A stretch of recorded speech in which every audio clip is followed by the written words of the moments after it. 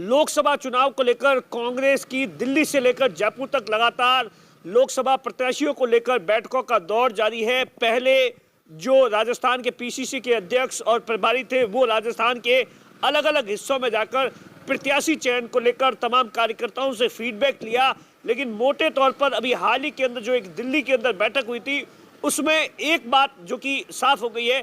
पहले ये कहा जा रहा था कि कांग्रेस इस बार या कांग्रेस का आला कमान है वो ये चाहता है कि राजस्थान के अंदर जितने भी बड़े चेहरे हैं, चाहे वो पूर्व मुख्यमंत्री अशोक गहलोत हो, सचिन पायलट हो, गोविंद सिंह डोटासरा हो, हरीश चौधरी हो, या इन सभी के जितने भी बहुत सारे पूर्व मंत्री हैं जिन्हें लोकसभा चुनावी मैदान में उतारा जाए, उन्हें टिकट दिए जाए, ताकि राजस्थान के अंदर जिस तरीके से 2014 के बाद लगातार कांग्रेस हार रही है तो कुछ एक सीटों पर जीतने के आसार बने।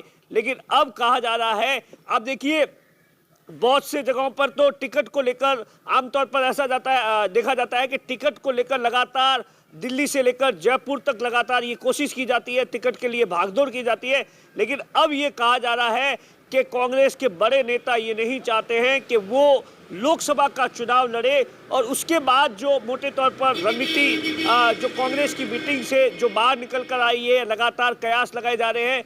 मोटे तौर पर 25 लोकसभा सीट है। अब देखिए इसके लिए कांग्रेस के पास में अभी 106 आवेदन आए हैं। जो लोकसभा क्षेत्र के अंदर से फीडबैक आया है तमाम तरीके से, सबसे ज़्यादा जयपुर के लिए आए हैं, 8 आवेदन आए, बाकी सभी जगहों पर किसी पर 3 किसी पर 4। तो ऐसा कहा जा रहा है 106 के आसपास लोकसभा के जो दावेदार हैं उन्होंने अपनी दावेदारी है अलग अलग लोकसभा क्षेत्रों से की है। लेकिन अब ये कहा जा रहा है कि कांग्रेस इस बार नए चेहरे और युवा चेहरों को मौका देगी। और एक जानकारी ये भी निकल कर आ रही है जिसमें ये बताया गया है कि राजस्थान के अंदर जो वर्तमान के अंदर कांग्रेस के विधायक है, आधा दर्जन से ज़्यादा विधायकों को लोकसभा का चुनाव है वो लड़ाया जा सकता है। इस बात पर पार्टी है वो गंभीरता से विचार कर रही है।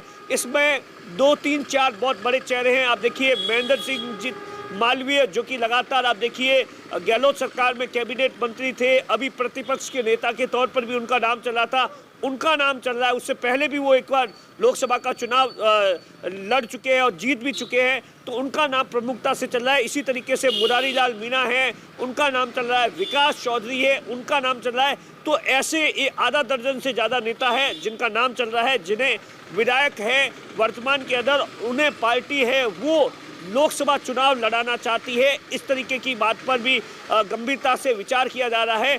दरअसल आप देखिए राजस्थान के अंदर 2009 के अंदर कांग्रेस ने यहाँ पर 21 सीटें जीती थी, और उसके बाद जब 2014 का चुनाव हुआ तो 25 की 25 सीटें हार गए थे, और 2019 के अंदर भी कमोबेश सरकार में होने के बावजूद भी 25 सीटें। लेकिन इस बार जो 70 सीटें कांग्रेस जीती है वहाँ पर कांग्रेस का गणित ये कहता है कि 10 से 11 सीटें ऐसी है जहाँ पर बीजेपी को टक्कर दी जा सकती है। इसीलिए आप देखिए लगातार इस बात की कोशिश की जा रही है, क्योंकि बहुत से बड़े नेता है वो अब पीछे हट गए। तो ऐसे में कांग्रेस इस बार, जैसा कि सचिन पायलट ने एक इंटरव्यू के दौरान कहा था कि 25 से 30 साल के जो युवा है उनको अब मौका देना चाहिए, उनको आगे बढ़ाना चाहिए, उनको लोकसभा की टिकट देनी चाहिए। तो पार्टी इस बात पर अब गंभीरता से विचार कर रही है कि क्यों न लोकसभा के अंदर नए फ्रेश चेहरे, युवा चेहरों को मौका दिया जाए, ताकि एक बदलाव आने वाले दिनों के अंदर देखने को मिले। कुल मिलाकर आप देखिए ये बात मोटे तौर पर फाइनल हो गई है कि जो बड़े चेहरे हैं वो इस बार लोकसभा का चुनाव नहीं लड़ेंगे। कुछ युवा नए चेहरों को पर कांग्रेस है वो दाव खेल सकती है, और कुछ एक एमएलए है उन पर भी दाव खेल सकती है। दिनेश मौर्य, बाड़मेर।